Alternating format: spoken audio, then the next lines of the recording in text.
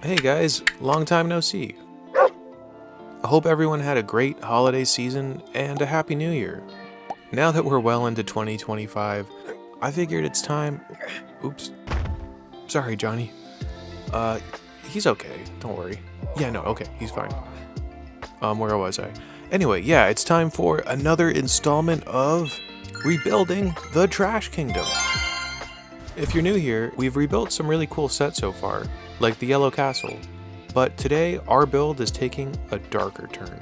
Because today, we're finally getting around to rebuilding set 6085, the Black Monarch's Castle, which features none other than the Black Knights. Like this guy right here.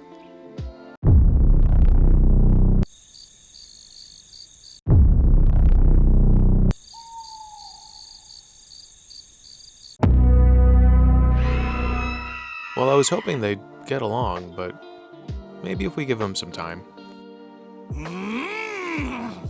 Whoa, man, you got some anger to work through.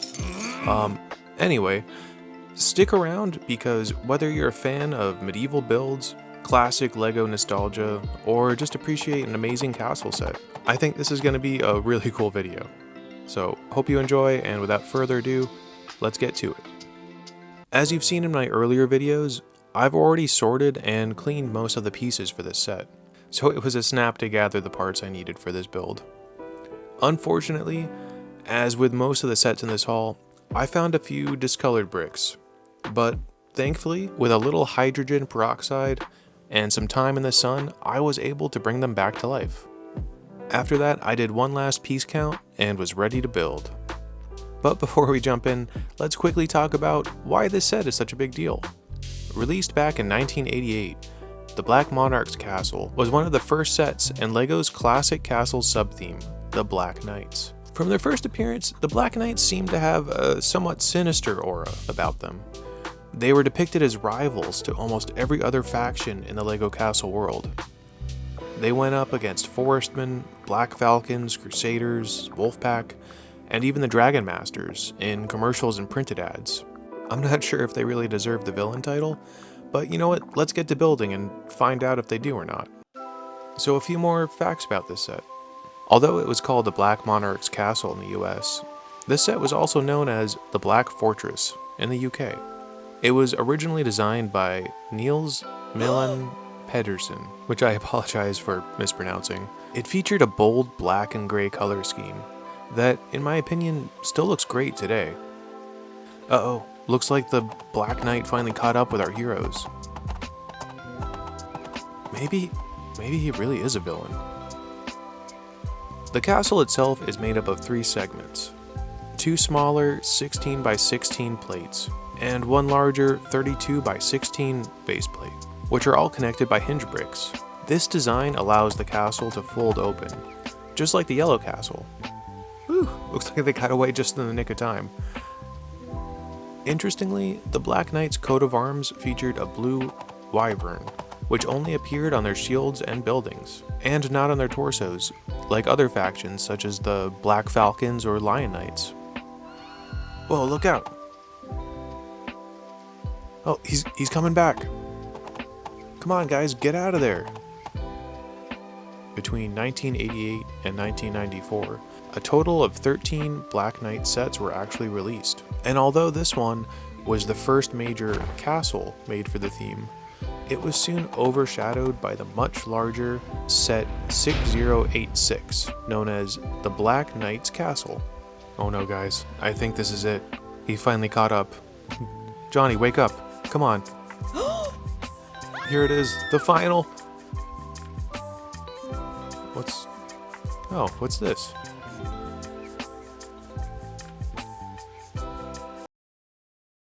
Huh, okay, he just wanted to invite them to his birthday party. That's a weird way to ask, but okay. Anyway, here it is, the finished Black Monarch's Castle. Let's take a better look at this completed set, and some of the play features. As I mentioned earlier, I really love the black and gray color scheme. It gives me some serious 80s dark fantasy vibes. I'm thinking like old Jim Henson and Black Cauldron kind of feel to it. Like any self-respecting castle, it has a working drawbridge, and gate. A dungeon. And my favorite feature, the ability to unfold. When I unfolded it, in my mind, it went from looking like this to this.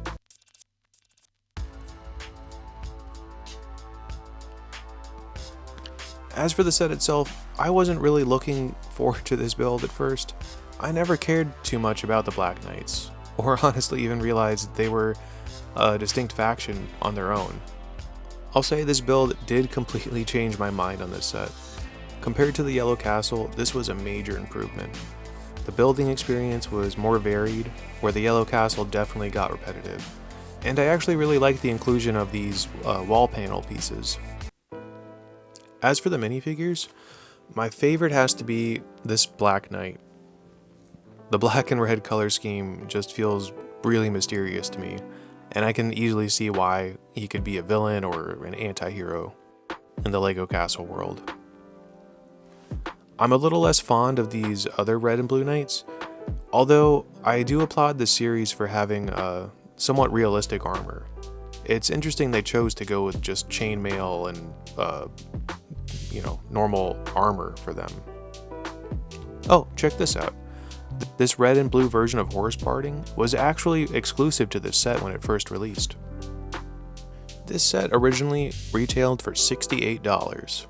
It's currently going for about $246 used, and a whopping $2,581 sealed. Since mine is a bit beat up, I imagine it's on the very lower end of these prices. Anyway, all in all, I really enjoyed this set. It might be my favorite I've rebuilt so far, and going off the goat system, I'm just gonna have to give it all the goats. All the goats. Yeah, really cool set. But what do you guys think? Does it deserve all the goats or less goats? Let me know in the comments. Hey look, I guess they accepted the birthday invitation. I guess everything turned out well, and the Black Knight wasn't so bad after all. Anyway, thanks for joining me today, and don't forget to like, subscribe, and let me know your thoughts on the Black Monarch's castle, and the Black Knights as a whole, in the comments below. Again, thanks for watching, and until next time, see ya!